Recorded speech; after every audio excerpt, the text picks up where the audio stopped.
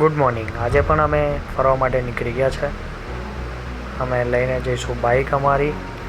અમે હવે હેલ્મેટ લગાવી દીધું છે. હું અને મારા વાઈફ અમે બંને સાથે જઈ રહ્યા છે અને અમે નીકળીએ છીએ. અમે અડધે સુધી પહોંચી ગયા છે. આ તમે જોઈ શકો છો સરદાર સરોવર ડેમ અહીંથી 45 કિલોમીટર છે. અમે અત્યારે હાલ પહોંચ્યા છે મુંજેઠા ચેકપોસ્ટ.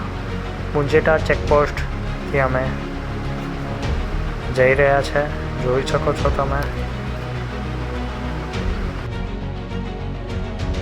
ત્યાંથી થોડા આગળ વધીએ ત્યારે અમને નર્મદા નદી દેખાઈ રહી છે. જોઈ શકો છો તમે. દૂર દૂર સુધી ડુંગર જ દેખાઈ રહ્યા છે. વાદળના લીધે આપણે ક્લિયર જોઈ નથી શકતા. શુલપાણેશ્વર વન્યજીવ અભયારણ્ય અમે પહોંચી ગયા છે. અહીંયા પહોંચતા પહેલાં આપણે ત્યાં રાજપીપળાથી આવીએ ત્યારે ગોરા ગામ આવે છે. ત્યાં આગળથી આપણે ટિકિટ લેવી પડે છે. 2 માણસ અને આપણું વ્હીકલ એમ કરીને 200 રૂપિયાની ટિકિટ થાય છે. અમે ટિકિટ લઈને અંદર આવી ગયા છે. હવે અમે અંદર ઝરવાણી વોટરફોલ તરફ જઈ રહ્યા છે. તમે જોઈ શકો છો તેનો રસ્તો કેવો છે. આવા રોડ પર વરસાદ અને આટલી ખૂબ જ શાંતિ, ખૂબ જ મજા આવી રહી છે. રોડ સારો છે પણ તો પણ આપણે ગાડી ચલાવવામાં થોડું ધ્યાન રાખવું પડે. સાંકડો છે થોડો રોડ, એના માટે. અમે પહોંચી ગયા છે ઝરવાણી વોટરફોલ. અહીંયા આગળ પાણીમાંથી થોડો રસ્તો છે. અહીંયા બ્રિજ જેવું છે પણ જે વચ્ચે તૂટી ગયું છે તેના માટે આપણે તેનો ઉપયોગ નહીં કરીએ. આપણે પાણીમાંથી જઈશું. અહીંયા આગળ ઘણી દુકાનો પણ છે જ્યાં આગળ આપણને મકાઈ, મેગી, શાક, રોટલા બધું જ મળી રહે છે. ચા, કોફી પણ મળી રહે છે. જોઈ શકો છો તમે કેટલા પથ્થર પણ છે અહીંયા. માટે શૂઝ પહેરીને જ આવવું.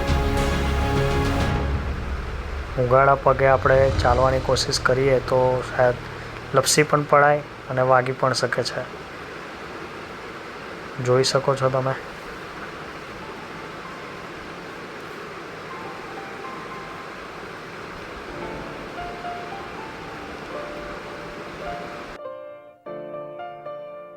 ઝરવાણી વોટરફોલ એ સ્ટેચ્યુ ઓફ યુનિટીમાં જ આવેલું છે. સ્ટેચ્યુ ઓફ યુનિટીની સામેની સાઈડ જે આપણે જોઈએ છે એ જગ્યા છે આ, જેના માટે આપણે સ્ટેચ્યુ ઓફ યુનિટીમાંથી પણ આવી શકીએ છીએ. ત્યાંથી જે બીજો રસ્તો છે બ્રિજવાળો, ત્યાંથી આપણે આવી શકીએ છીએ. અમે આ પાણીમાંથી હવે નીકળી ગયા છે, આગળ જઈ રહ્યા છે. જોઈ શકો છો તમે આ તૂટેલો બ્રિજ આપણને દેખાઈ રહ્યો છે. જોઈ શકો છો તમે લીલીછમ હરિયાળી દેખાઈ રહી છે આપણને. રસ્તો સારો છે. અહીંયાથી આપણે આગળ વધી રહ્યા છે.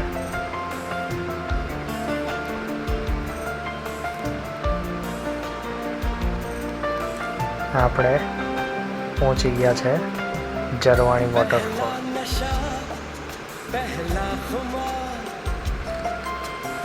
આ રીતે રિસ્ક નહીં લેવું. જુઓ, આ દેખાઈ રહ્યો છે ઝરવાણીનો ધોધ. આ ધોધ ડુંગરોની વચ્ચોવચ્ચ આવેલો છે. જોઈ શકો છો તમે. અહીંયા પોલીસ પણ હોય છે જે આપણને આગળ જવા દેતા નથી અને વચ્ચે તાર પણ બાંધેલા છે. અત્યારે વરસાદ ચાલી રહ્યો છે માટે ખૂબ જ મજા પણ આવી રહી છે. ઘણી પબ્લિક છે અહીંયા. નાહવાનું પણ સારું છે, તમે નાહી પણ શકો છો. જોઈ શકો છો પાણી ઉપરથી આવી રહ્યું છે. પાણી પણ એકદમ ચોખ્ખું છે અને વરસાદના કારણે ખૂબ જ મજા આવે છે અહીંયા. જુઓ પાણી કેટલું ચોખ્ખું છે. અહીંયા પણ મકાઈ વેચવા માટે પણ અહીંયા આવે છે. મકાઈ તમે ખાઈ શકો છો, ચા પણ પી શકો છો. હવે અમે જઈ રહ્યા છે પાછા. અમે નીકળી ગયા છે પાછા જવા માટે. હવે એ પણ પાણીમાં થઈને જવાનું છે. અને આ સાઈડ જે ઉપર એક રસ્તો છે ત્યાં આગળ ઉપર ગામમાં જવાય છે. જોઈ શકો છો અમે થોડું આગળ ફોટોશૂટ કરી લીધું, હવે નીકળ્યા છે.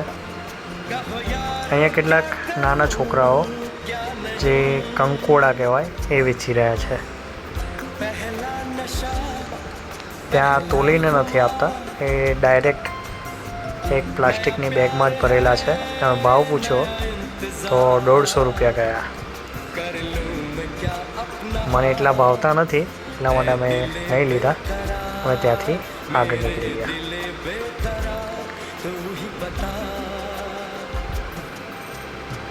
હવે જે રસ્તેથી આવ્યા હતા એ જ રસ્તા પર અમે રિટર્ન થઈ રહ્યા છે.